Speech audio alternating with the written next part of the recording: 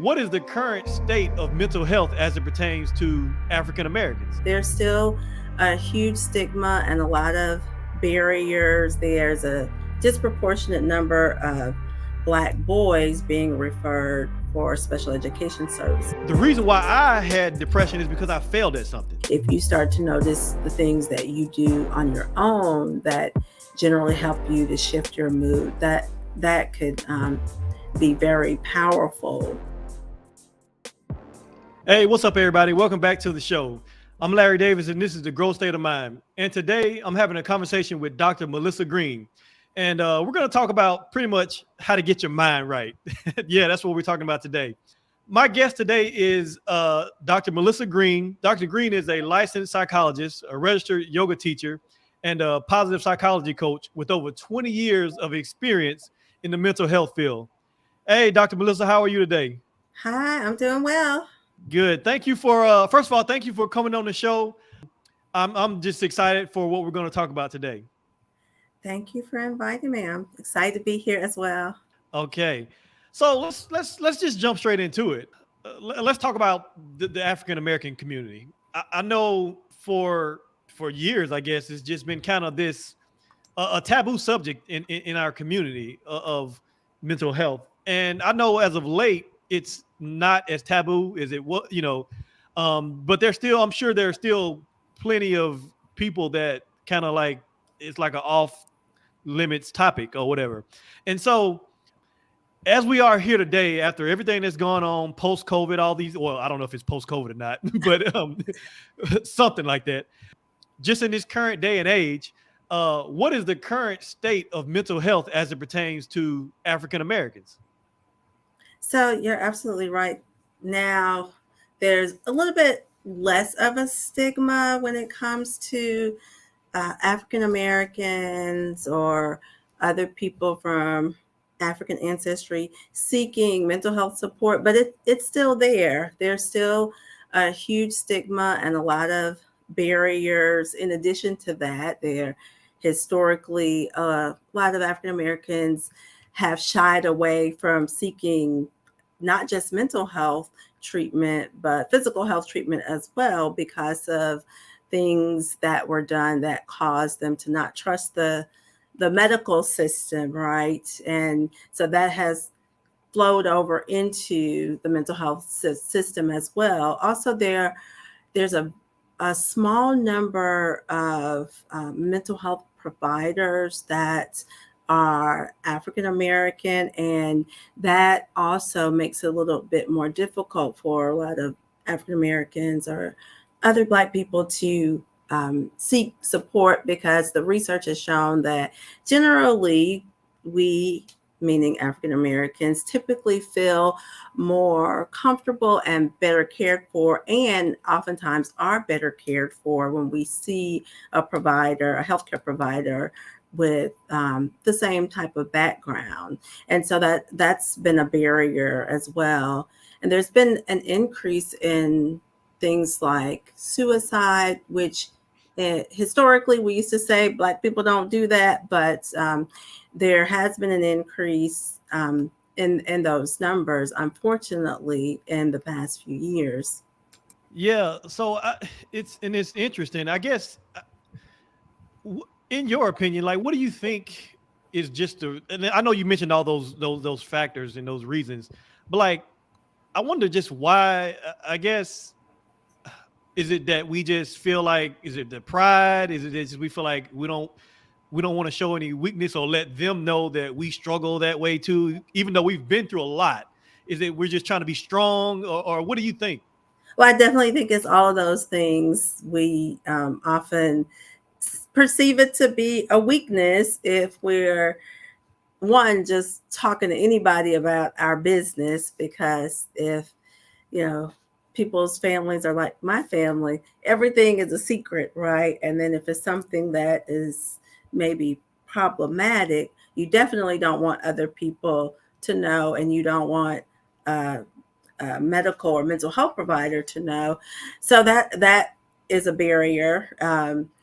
People some people just don't believe in mental health treatment. They don't see the benefit. They don't think it's necessary. Oftentimes, I think Black people, particularly in this country, we turn to religion for our support, for stress and things that might fall in the realm of mental health. And there's also a body of research that suggests that that can be very helpful. However, um, you can also add to that. It doesn't have to be religion or church or mental health treatment. You can have both. And historically, I think a lot of Black people have sort of went in that direction when they needed that type of guidance or support. Yeah, I think I um, heard this before, and I read something about how kind of what you were saying about going to religion, and I think it was because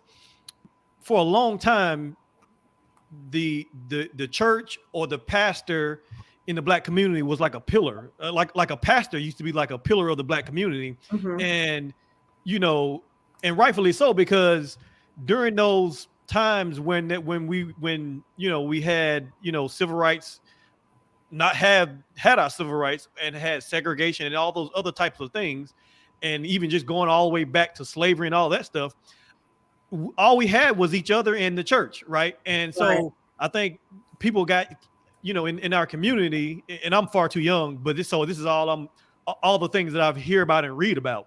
Hmm. But I guess I can still see some remnant of that.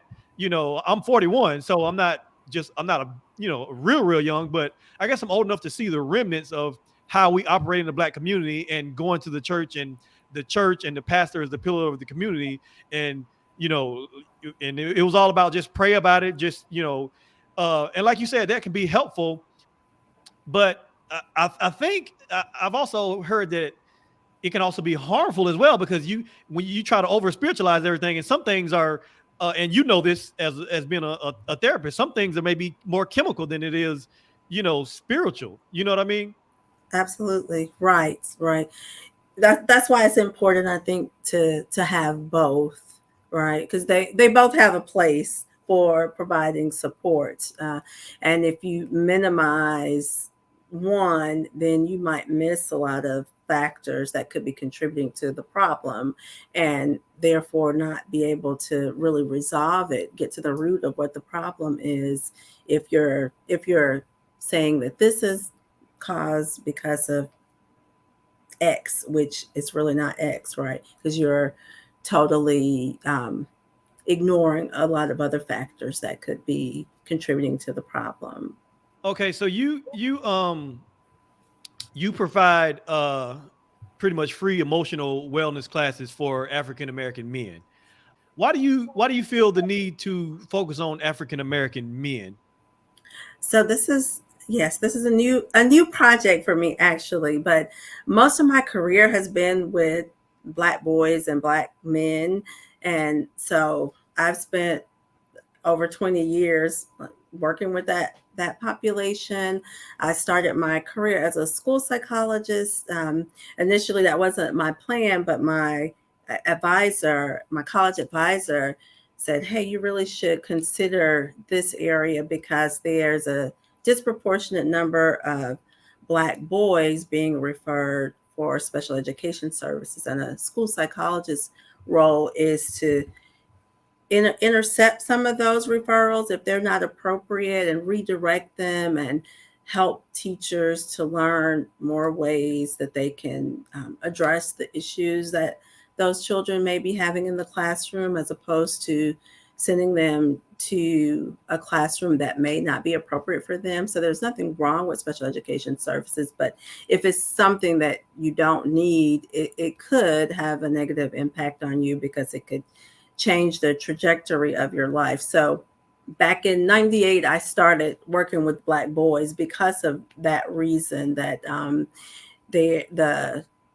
Department of Education, the U.S. Department of Education, had um, noted that this disproportionate number of referrals was happening across the country. And yeah, it was because the teachers didn't really feel like they had the resources to help or the knowledge to be able to help those particular children.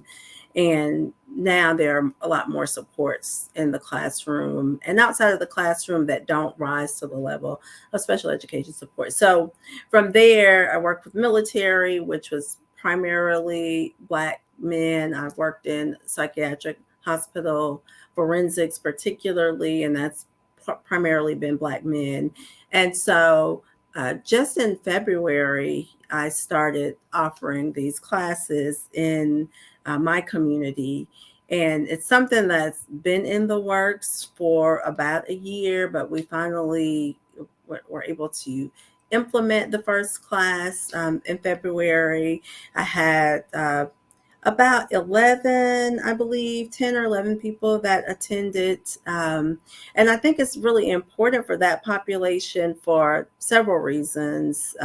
First of all, the things that I mentioned initially and that we were just talking about as barriers, the stigma. Um, there's a stigma in general about receiving mental health treatment. There's definitely a stigma for men, and for Black men particularly, there's probably even more of a negative stigma associated with it.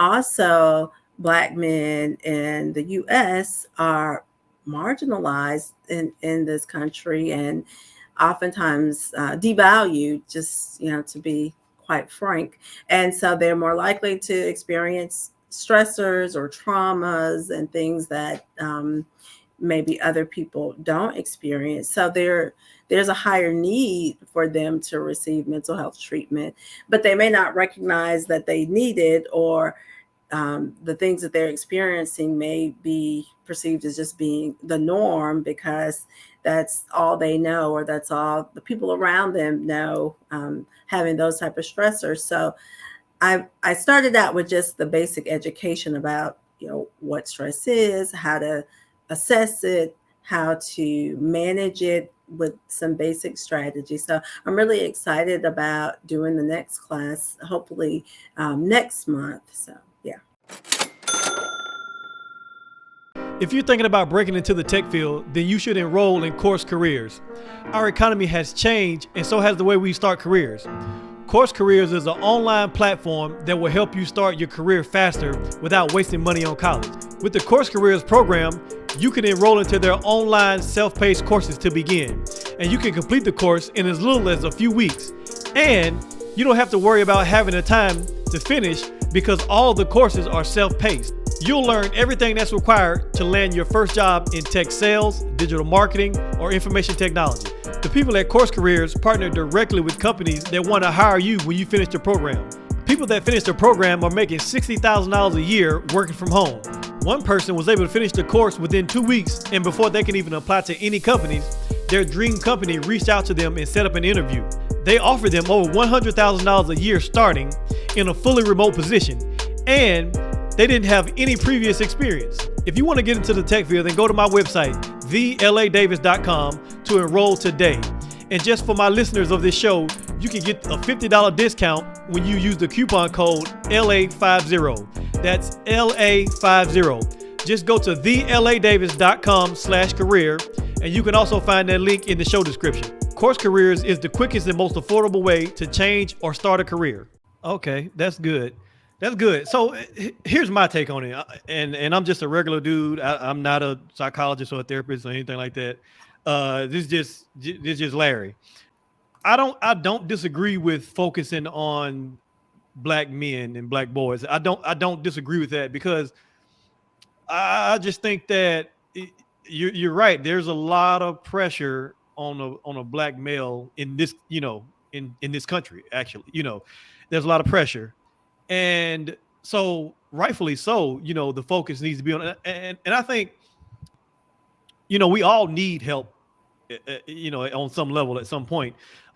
But also what makes me think that way is also, even when you think about the more so, when you think about the Black women, I've always believed this, and some people might not like me saying this, but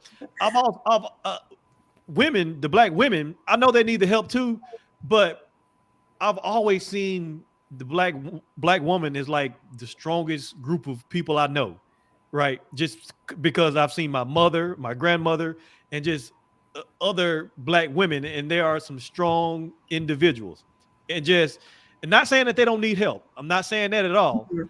but I understand why the focus needs to be on the black men because the black women are strong.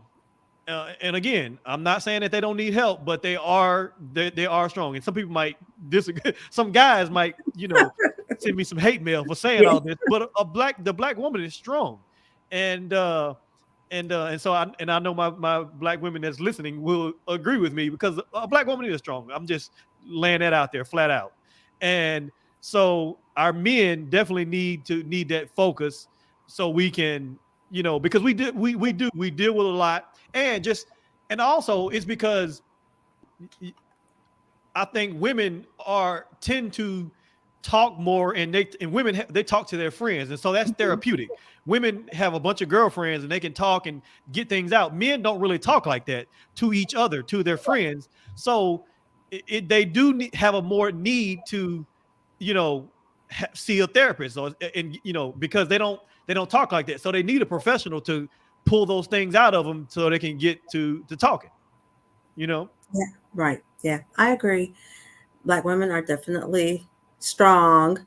Also, that can be a barrier, that identity, that black girl magic myth that I call it, because it it can make the person feel like if they do show any signs of needing support or help, that that's weakness.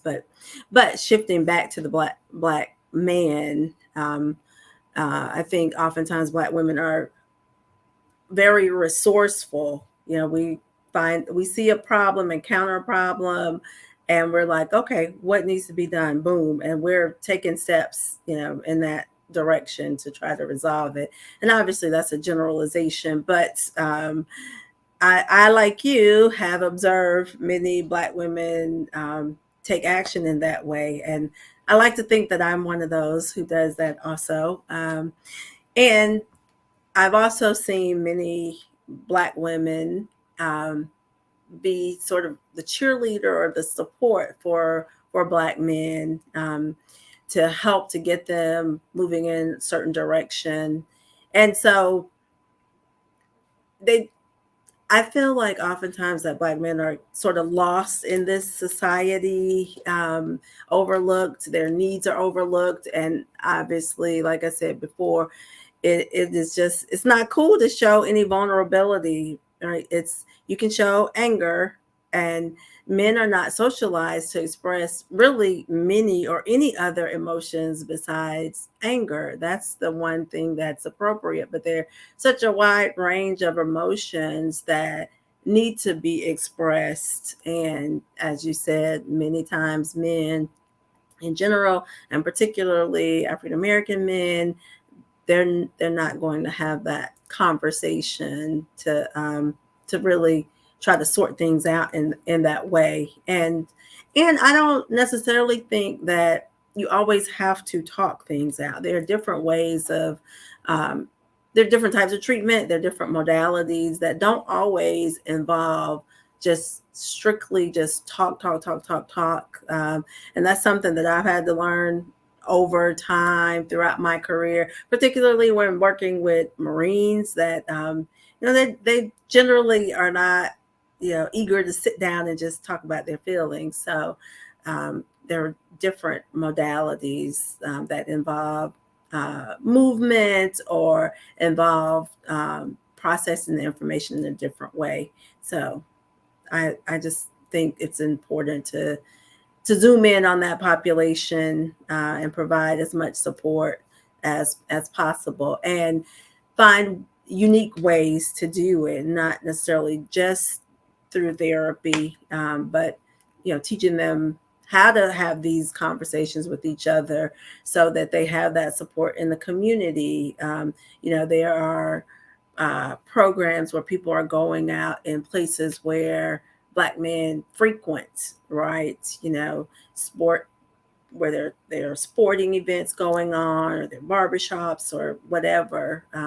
People are going out to those places to reach out to Black men in that way, so that it doesn't feel so intimidating, right? Going to a place where they feel comfortable talking, or just feel comfortable, um, even listening to that information, because sometimes people, they don't even want people to know that they're like participating in the audience. Right. Yeah. Yeah, and I think it's because of and I'm not gonna lie, I'm guilty of this myself.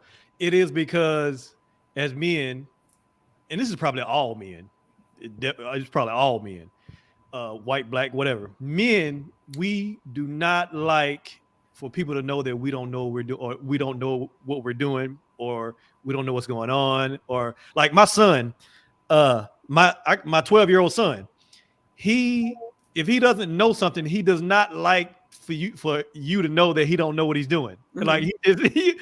he like, I know what I'm doing. I'm like, no, you need to read the directions. No, I got it. And so that's just men. We just don't uh because we're natural leaders or whatever, and we don't really want people to know that we're failing in this area or whatever. That's why men will sit there, and marriage can be just going down the drain, and they won't do anything because Mhm. they're just afraid to let everybody know that your marriage is failing. Mhm. So and then you lose the whole marriage because you was just afraid to even just let a therapist know that you don't know what you're doing. So that's our problem as men. So with that, a lot of people deal with depression. And I think a lot of people deal with depression, you know, and people deal with it in different ways. Just because every people are not always, making a big scene about it. Because depression is one of those things that you can just suffer with and nobody really knows, Right. right? And so how can we manage depression, or can we manage depression? So it definitely can be managed. And I think first I want to maybe sort of distinguish between just typical sadness and what might be diagnosable depression.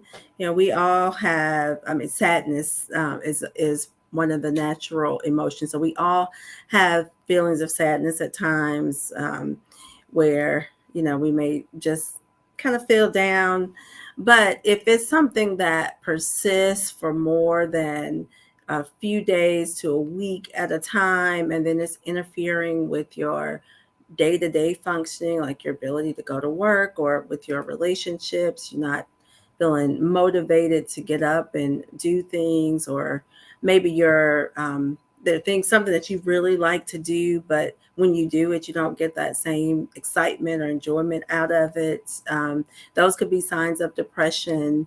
Maybe you're sleeping way too much, or maybe not sleeping enough. Those could be signs of depression. A lot of times, problems with sleeping are indicators of some type of mental health concern, right?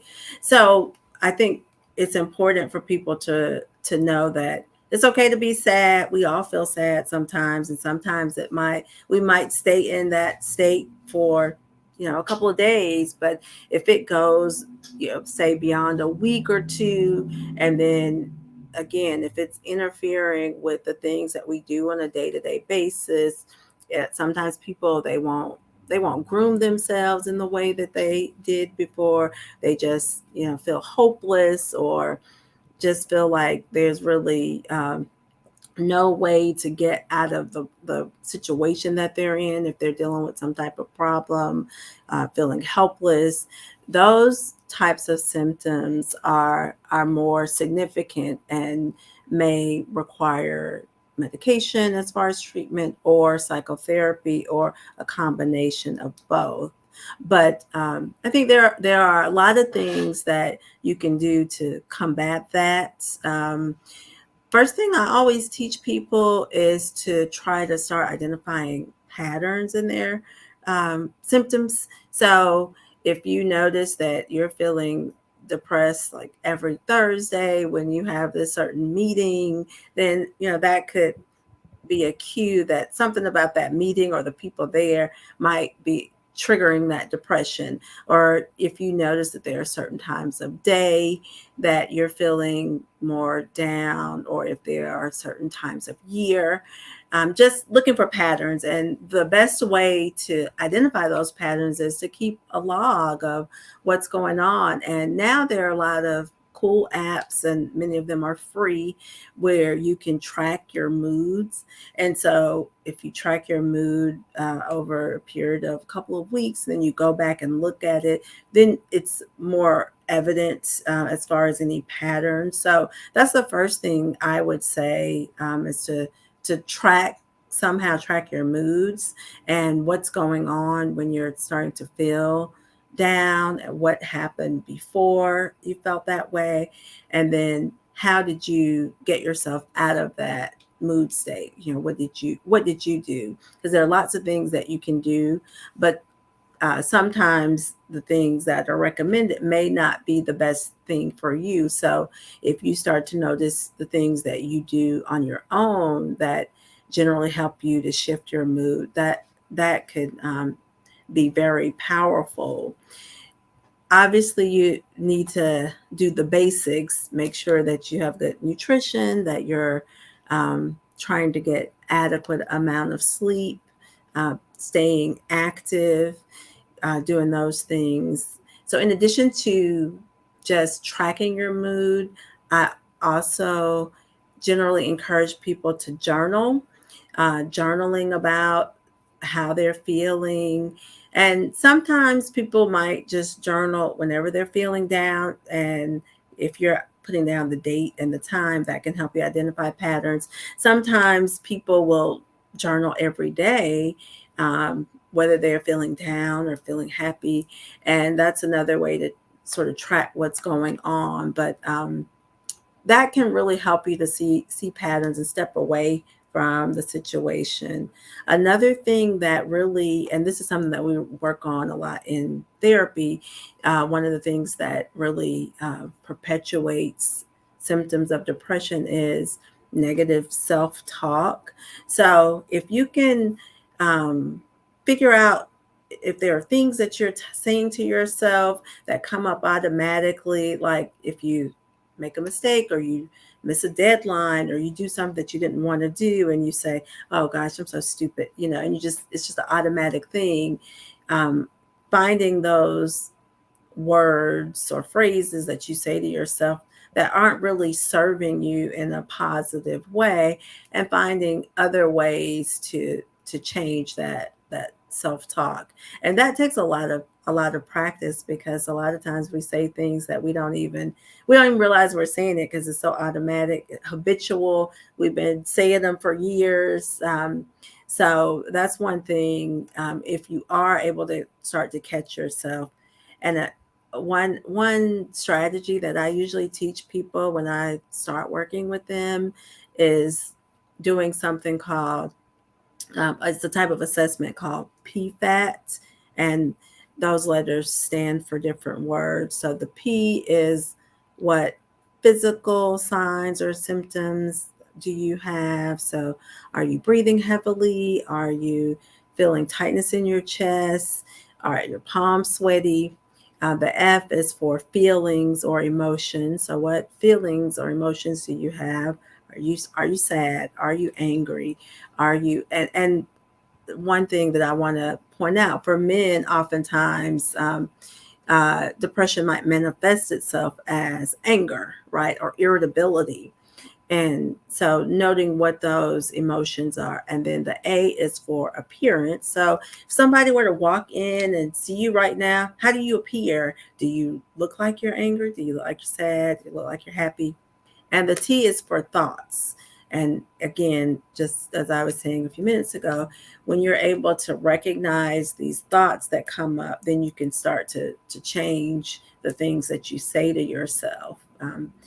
And anybody can do this. You don't have to be in therapy to do this, but you can start to become more aware of how your body is responding to stress, what emotions are coming up when you're feeling stressed or sad, what actions do you take when you're feeling that way? So those are some things that I would recommend. Okay. And so you said a lot of good things there, and I hope everybody is taking notes or just rewind this and play it again. You said a lot of good things, but what I hear is have a plan. That's what I hear. Like do have a plan. Don't just like let it overcome you. Like I guess. Yeah, you're right. I always tell people, that if you think about these things beforehand, it will be easier when you get in the situation, as opposed to waiting until you're feeling down or waiting until you're feeling stressed to try to resolve the issue, because there's a different part of the brain that's taken over, right? That you're flooded with your emotions. So most likely you're not thinking as logically, and you're not as able to problem solve in a way that you probably would if you weren't flooded with emotion. So if you do have a plan, start thinking about those things before you get in the situation, and what you'll do when you do get in the situation, it can make the situation a lot better. I remember. I just thought of this. I was listening to TD Jake's sermon, and he was talking about how somebody was telling him, every year around this time, and it might have been the holidays or something like that. But he was telling him, every year around this time, I get depressed or whatever because or whatever. Maybe he lost a loved one or something like that. But he was saying that every year around this time I get depressed, and and TD Jakes was saying, well, I told him, well, since you know it's coming, then do something different. Like go be with some people, or like get ready for it. You know what I'm saying? Don't just sit there and take it. Like if you know you get depressed around this time of the year, go be with people. Don't just sit there and take it. And that's basically like what you're saying. Absolutely right. Yeah, that's the whole purpose of trying to identify a pattern so you can be prepared for. So if you know, yeah, that this time of year, this is not the best time for me, then yeah, I need to be around people that will be supportive, or people that will have me engaged in activities that will distract me from that. And also, that's another thing that's beneficial, socializing with people. That in and of itself has a lot of benefits as far as emotional well-being, brain health, and all of that. Okay. So well, let's talk you just mentioned emotional well-being. Okay, is that the same thing as so we talked about managing depression, emotional well-being? I guess to me that kind of sounds like more of a maintenance type of thing. What is emotional well-being, and how can we improve it? So when I say emotional well-being, I am talking about how you manage your emotions and your thought patterns and those things exactly before you get to the point where you have symptoms of a mental illness or something that's diagnosable. So that's, I think, a great way to put it, as the maintenance phase. So what you're doing on a day-to-day basis to be able to um, thrive, and to not just allow yourself to sink whenever you're um, experiencing those stressors. So what are those things that you do to help you to be resilient in the face of any type of stressor or trauma? All right. Well, so let's talk about some positive stuff. Let's talk about some positive stuff. Even though all of this stuff is important, this positive psychology. I don't know if a lot of people know about it. A lot of people know when they think about psychology, they think of the negative part of it, I guess, like having a problem or an issue, Mm-hmm. or like we just talked about, how to manage all of these bad emotions and things like that. But there is another branch of psychology, I guess you would call it, Yeah. another branch of psychology that is positive psychology. And I'm a coach myself, so some coaches use some form of that Mm-hmm. uh, Right. positive psychology. And so, talk to us about positive psychology and how does it work? Yeah. So I have done a positive psychology coach training actually as well, and I do like to use a lot of positive psychology techniques with the clients that I see in treatment.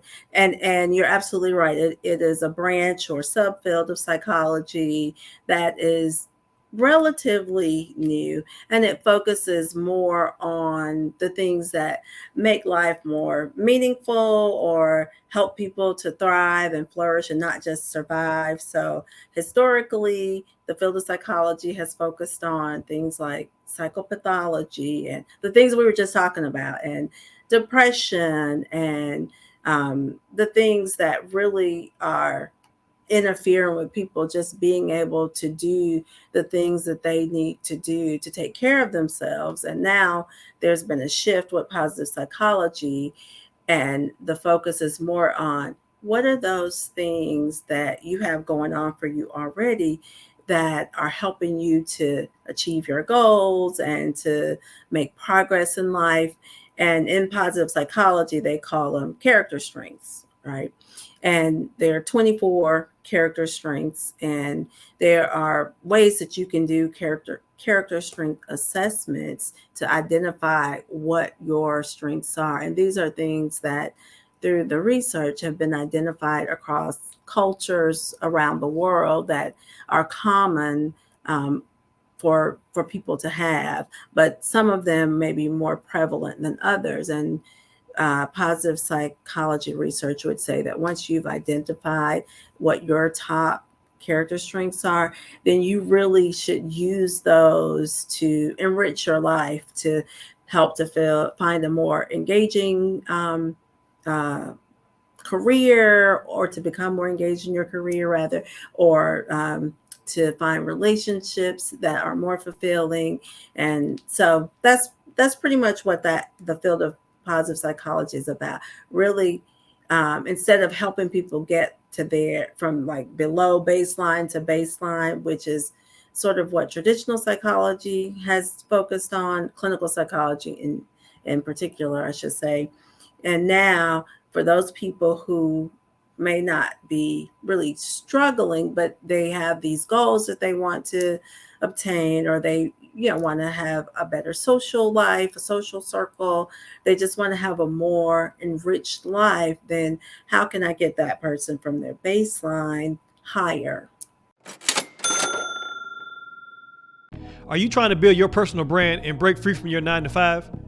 Or maybe you like your 9 to 5, but you want to start a side hustle and make some extra money? Take control of your legacy, your narrative, and your finances by unlocking the tools you need to create impact and financial freedom. Maybe you have a message to share, but right now, that message is not being heard. Maybe you're lacking the community to serve with your passion and gifts. Maybe you don't have a clear path to turn your passion into income. You may have anxiety about where to even start because putting yourself out there at first can feel overwhelming. Well, I want to tell you about the Impact Creator Society. This is a community created to help you build your six-figure personal brand. Once you have a clear path to turn your passion into profit and grow an established community, a world of possibilities will open up for you. The Impact Creator Society is a community to help you create your impactful brand that generates freedom and legacy. Inside this community, you will get courses and workshops to include the Entrepreneur's Blueprint and Millionaire Mentor Masterclass. You will get group accountability through an online engaged community. If you're ready to start or to level up your personal brand, then go to theladavis.com/impact to join today. Again, that's theladavis.com/impact, and you can also find that link in the show description. I guess it's kind of like seems to me kind of like one of my mentors, John Maxwell. He always says to focus on your strengths and not necessarily focusing on weaknesses, because your weaknesses, you may only improve them, marginally. You're not gonna, if it's a true weakness, you're not gonna improve it that much. So why waste your time focusing on your weakness unless it's like a character? If it's a character flaw, then you need to fix that, because you don't need to have bad character. But if it's just a weakness, like a skill level, focus on your strengths more than you do your weakness, because if it's a strength, then you can always just really get that strength up even more higher or whatever. Is that similar to like a positive psychology type thing? Yeah, it is. And also, I think it helps to boost confidence when you're using something that you're, it's something that you're good at or that's a strength for you. It helps you to feel more confident in what you're doing and in yourself. So, yeah. Okay, okay. And so last question, and this has been so good. I hope you all have gotten something out of this because it's been so good. I know I have just talking with Dr. Melissa. It's been good. So I hope y'all getting something out of this. Last question, and this may be, I guess, just coming, thinking about the positive psychology. I think this also plays into having a growth mindset as well. So what is, and I know some people have heard growth mindset and all that, or a fixed mindset. What is the difference between a growth mindset and a fixed mindset? So basically, a fixed mindset is kind of what it sounds like. Is that the person believes that their characteristics or their certain things about themselves are static or fixed, right? And that they were born that way, so to speak, and that there's not really much that they can do to improve it.